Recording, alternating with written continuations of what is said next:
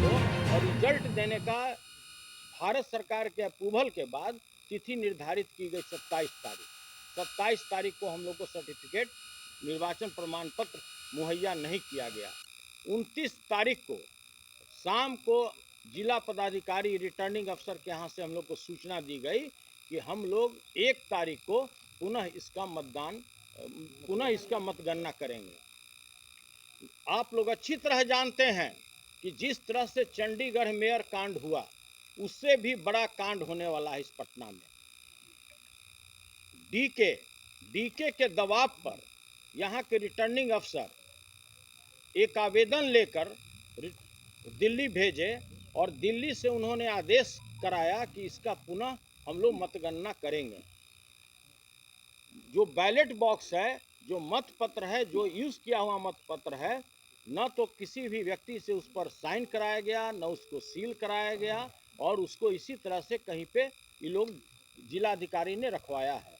हम लोग को पूरी तरह आशंका है कि ये लोग बिल्कुल गड़बड़ी करेंगे, और अगर इसमें जो मतगणना हुआ है पहले और जो लोग पहले निर्वाचित हुए हैं, अगर एक भी फेरबदल होता है उसमें, तो इसके लिए उत्तरदायी कौन होगा।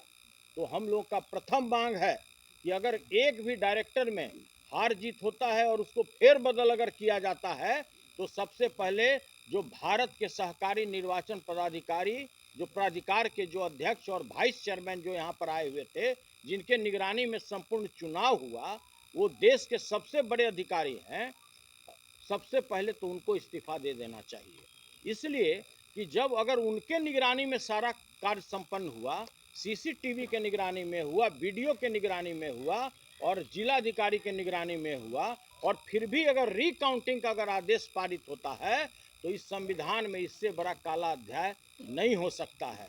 इसके अतिरिक्त जिस तरह के बेईमानी करने पर ये लोग आमदा है, मुझे पूरी तरह आशंका है, मेरे पूरे टीम को आशंका है, पूरे बिहार के सहकारी आंदोलन से जुड़े हुए लोगों को आशंका है कि ये बेईमान शासक लोग, ये लोग दबाव में आकर के रिटर्निंग अफसर से गड़बड़ी कराने का काम करेंगे। और इसके साथ ही मैं यह भी आप लोग के माध्यम से सूचित करना चाहता हूं कि ये लोग जितने भी लोग हैं, इनका एक सूत्री कार्यक्रम है कि किसी तरह से इस चुनाव को अवैध घोषित किया जाए। इसके अतिरिक्त इसके टाइम को और एक्सटेंड किया जाए। आप लोग अच्छी तरह जानते हैं कि जब रिकाउंटिंग का आदेश हुआ, तो साथ साथ सर्टिफिकेट देने का भी तिथि निर्धारित किया जाना चाहिए था। कोई तिथि निर्धारित नहीं किया गया। इसके अतिरिक्त अध्यक्ष और उपाध्यक्ष के चुनाव का भी तिथि निर्धारित किया जाना चाहिए था, वो भी निर्धारित नहीं किया गया, और मात्र यह दे दिया गया कि हम लोग रिकाउंटिंग कराएंगे। तो पहला तो ये था कि जो 24 तारीख को मतगणना हुआ, रिजल्ट आउट हुआ, जिसमें 12 हम लोग के पैनल के जीत चुके हैं, 5 उनके पैनल के जीते, उनको 4 दिन तक खुली छूट दी गई कि आप आपस में धन बल का इस्तेमाल करके, डरा धमका करके, प्रशासन के मदद लेकर के आप पहले डायरेक्टर को तोड़ फोड़ कीजिए। जब उनको ऐसा महसूस हुआ कि हम इसमें सफल नहीं हो पाएंगे, तब उसने भारत सरकार के सहयोग से उन्होंने पुनः इसका रिकाउंटिंग का आदेश निकलवाया। यह बड़ा ही दुर्भाग्यपूर्ण है, और देश के इतिहास का यह पहला घटना है, चाहे वार्ड सदस्य का निर्वाचन हो या लोकसभा के सदस्य का निर्वाचन हो या बिहार विधानसभा के सदस्य का निर्वाचन हो, कहीं ऐसा घटना नहीं देखा गया कि जिस दिन चुनाव हुआ उस दिन इसकी पुनः मतगणना न करा करके यह 4 दिन के बाद एक नए सिरे से इसके पुनः रिकाउंटिंग का आदेश निर्गत किया गया, जो बहुत ही दुर्भाग्यपूर्ण है। और ऐसा प्रजातांत्रिक मूल्यों का गला घोटने वाले जितने भी लोग हैं, सभी लोग एक शरीक हैं इसमें, चाहे केंद्र सरकार हो या राज्य सरकार हो, और यह काफ़ी दुर्भाग्यपूर्ण घटना है। ये पहला घटना होगा कि जिस दिन काउंटिंग हो गया उसके बाद उसी दिन उसको रात को सर्टिफिकेट देना था।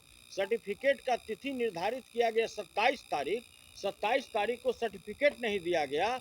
29 तारीख को हम लोगों को खबर किया गया कि हम लोग इसका रिकाउंटिंग करेंगे। तो यह साफ दर्शाता है कि कहीं ना कहीं पूरे राज्य सरकार के दबाव पर, चाहे डीके बाबू के दबाव पर, चाहे और किसी के दबाव पर, ये पूरी तरह दबाव में रिटर्निंग अफसर कार्य कर रहे हैं। और मुझे पूरी आशंका है कि कुछ न कुछ यह 1 तारीख को ये लोग गड़बड़ी करेंगे और किसी को हराने जिताने का काम करेंगे, उसके संख्या को पुराने का काम करेंगे कि किसी तरह उसका इतना संख्या हो जाए कि उसके अध्यक्ष और उपाध्यक्ष हो जाए, जो यह काफ़ी दुर्भाग्यपूर्ण है और सहकारिता आंदोलन की पूरे देश के लिए यह काला अध्याय के रूप में जाना जाएगा। ये डीके कौन है ये क्लियर कीजिए पहले, और दूसरा कि अगर आपको जो आशंका है वो अगर होता है तो आगे आप लोग क्या करें?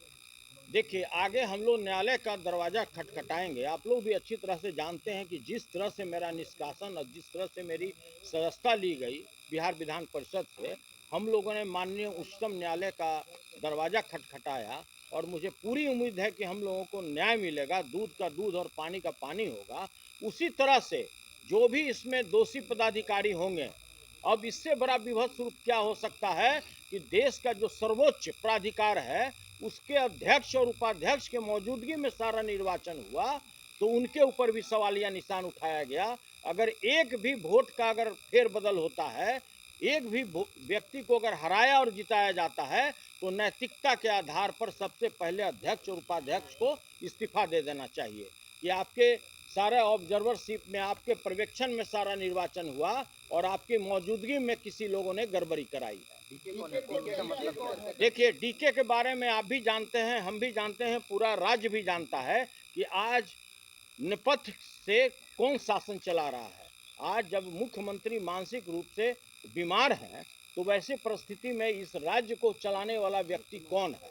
तो देखिए, हमको इस गहराई में भी नहीं जाना है और न उसके बारे में हम आज कोई बात करने के लिए तैयार हैं।